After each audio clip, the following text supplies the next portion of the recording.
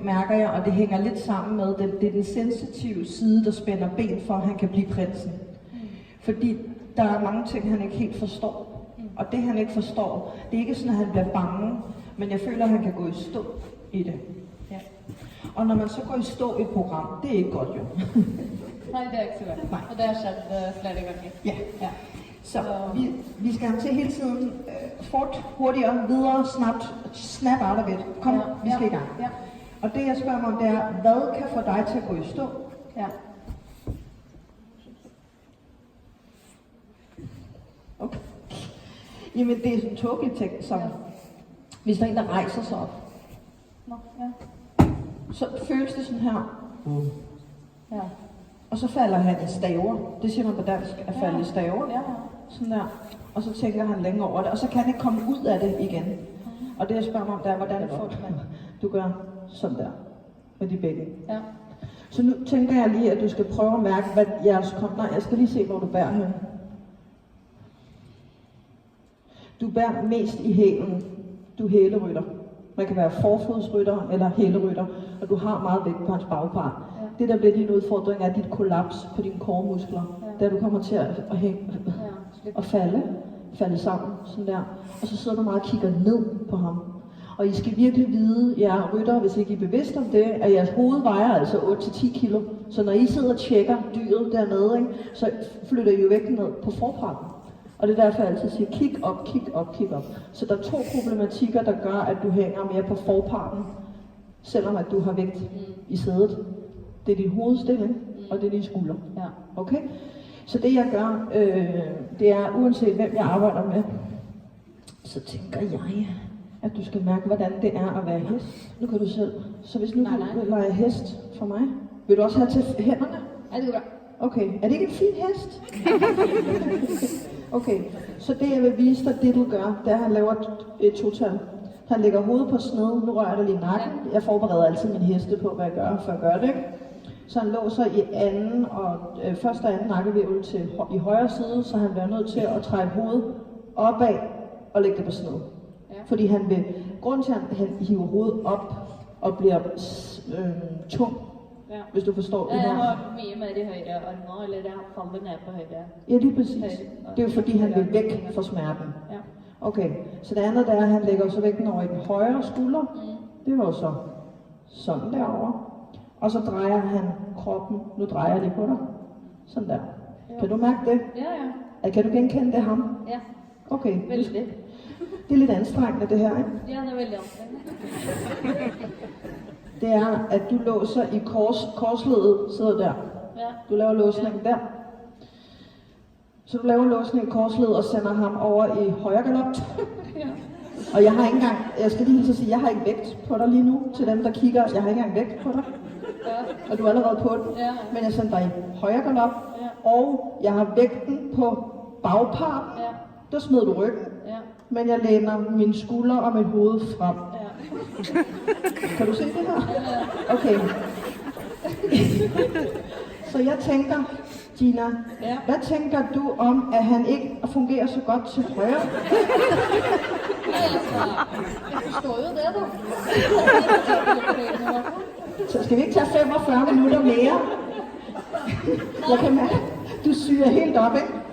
Så hvad tænker du egentlig i korrektion? Ja, okay. Det tænker jeg nå. Ja, hvad tænker du? Jeg tænker, han er nemmere at få i højre galop end i venstre galop, ikke? Ja. Fordi du sender ham i højre galop i knæet, ikke? Ja. Hvad tænker du, at du selv skulle gøre, når nu du er mig? Jeg ville i hvert fall tatt opp hodet mitt først, sånn at jeg fikk komme opp igjen i skuldrene. Det hadde vært deilig. Okay. Og så ville jeg lettet litt i setet. Og ja, kommet mer ned på sittebenene, kanskje. Ja. Hvis det make sense. Ja.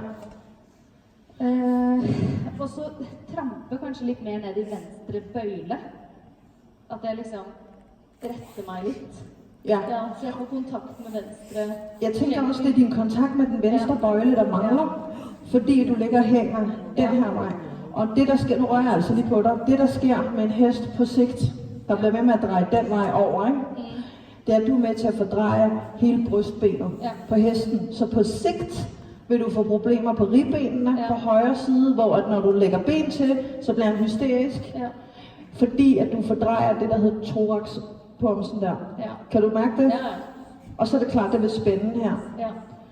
At han så i forvejen har været, ikke er, men har været sensitiv i forhold til at lægge ben til, det er så fordi, han har en historie i det med rytterne, ikke? Ja.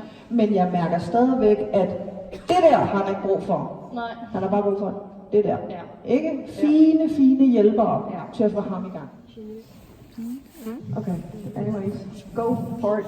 Yeah, I have a couple of horses, and I have a very funny 7-year-old Shetland pony. It's my mom actually. Okay. And my 3-year-old fjord horse is like, he loves and always comes to me. But the small Shetland pony, now they are together and they're just before. But now when I look at him, the small Shetland pony runs. And he was like, don't look at me. And he runs, but he also wants the Fjord. attention. Yeah. So he's like, I don't think he's actually jealous on the fjord horse, but the Shetland pony is so sensitive. What do you think I can do to help him relax, because he has all his nerves outside? Or I really don't know, but what do you think I can do to help him? I think two things. Stimming, like the exercise that you and I made, right? So you kind of felt the difference between being overstimulated and feel your entire body. That's the first thing I would do with the Shetland pony. And the second thing is about personal space. It's like he needs his personal space. He wants 3 or 4 meters. Exactly. So give him that, you know.